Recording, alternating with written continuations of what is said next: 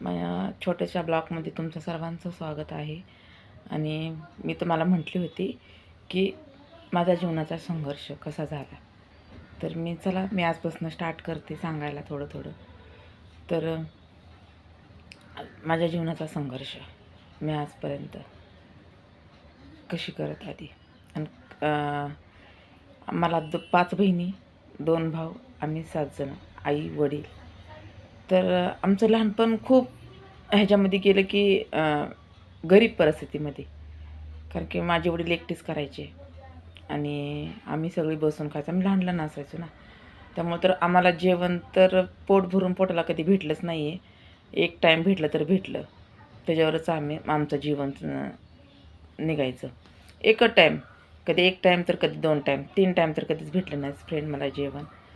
आणि मी 3ऱ्या नंबरची मुलगी आहे. तर 3ऱ्या नंबरची मुलगी आहे, तर आमच्यावाल्याने त्या केलाच भरपूर आमचा की 3ही मुली झाल्या म्हणून. नंतर एक 4थी बी ही मुलगीच झाली, तेव्हा माझे वडील आम्हाला सगळ्याला सोडून गेले, कारण की 4थी बी मुलगीच झाली म्हणून.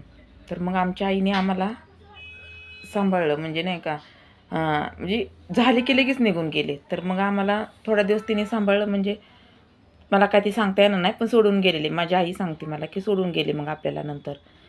तर म्हणून सोडून गेल्याच्या नंतर ते आल्याच्या नंतर मग 5वा मुलगा झाला.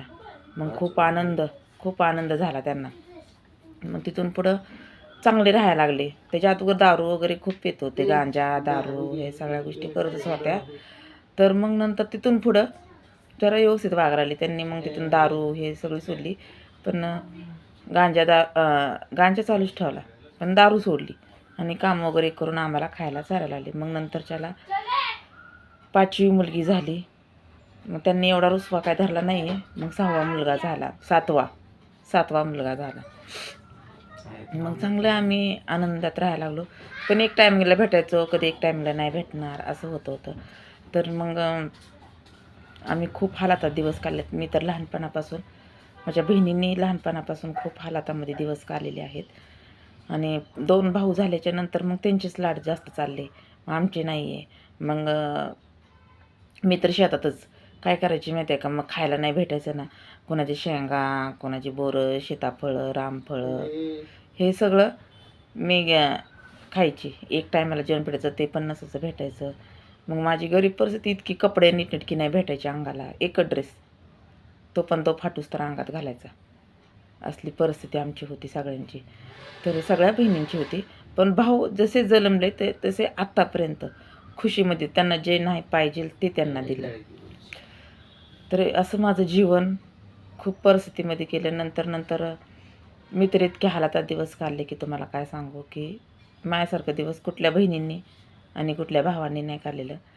आणि खरंच दिवस माझे लय गेले की ती एकदम, मी एवढ्या ह्याच्यामध्ये नाही सांगू शकत, एवढं डीपमध्ये नाही जाऊ शकत. तर खूप मी हालातात दिवस काढले, उपाशी तापाशी. आईबापाचा खूप मार खाल्ला मी, खूपच म्हणजे. आणि नंतरच्याला माझं शिक्षण 5वी झालेलं आहे.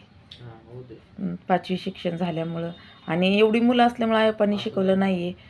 भावांना शिकवलं जेवढं पाहिजे तेवढं. तर माझा छोटा भाऊ पैलवान आहे.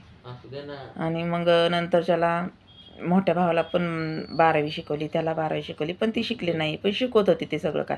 त्यांचं खाणं पिणं, त्यांना खायला चारायचं म्हणलं तर आईबापा आम्हाला बाहेर काढायची, त्यांना खायला चारायची की मुलांना मुलींची नजर लागल म्हणून. त्यांना तेलाच्या चपात्या, आम्हाला पांढऱ्या चपात्या, ह्या सगळ्या गोष्टी म्हणजे त्यांनी हे केलं. म्हणजे मुलींसोबत अन्याय केला मुलं झाल्याच्या नंतर, खूप अन्याय केला. आणि मी तर मारहाण तर खूपच आईबापाचा खाऊन घेतला. आणि आता तेच मुलं आईबापाला सांभाळत नाही, आम्ही मुली आईबापांना बघतो बघा.